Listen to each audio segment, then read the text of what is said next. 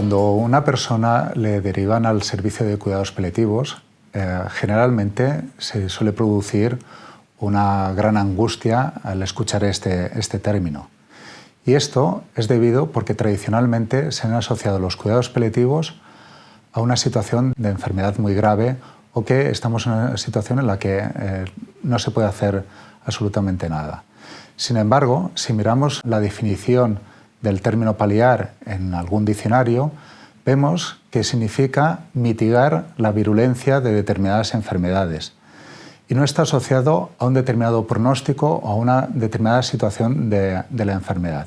El cáncer y sus consecuencias físicas, pero al mismo tiempo las pruebas diagnósticas y los tratamientos que se requieren para tratar esta enfermedad producen un gran impacto en la persona.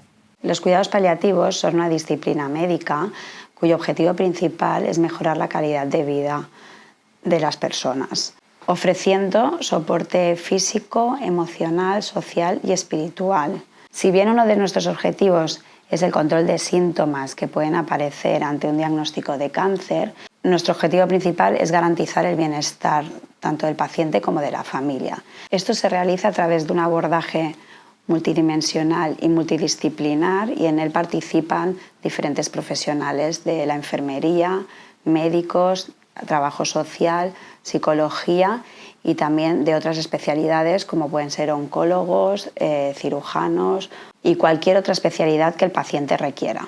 Además, diversos estudios han mostrado que una vez diagnosticada la enfermedad, si se realiza una intervención paliativa en las fases iniciales del diagnóstico, se producen diversos beneficios. Uno de ellos es un mejor control de síntomas, un mejor control de los aspectos emocionales tanto del paciente como de la familia, una mejor afrontación del proceso de la enfermedad, una mejor comprensión de la misma.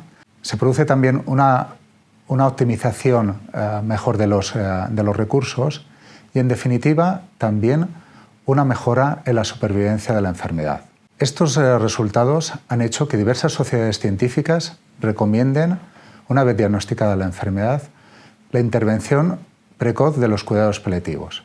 En definitiva, los cuidados paliativos nos ayudan a vivir de la mejor manera posible hasta el final y cuando éste llega a sobrellevar este último tramo de la mejor manera posible.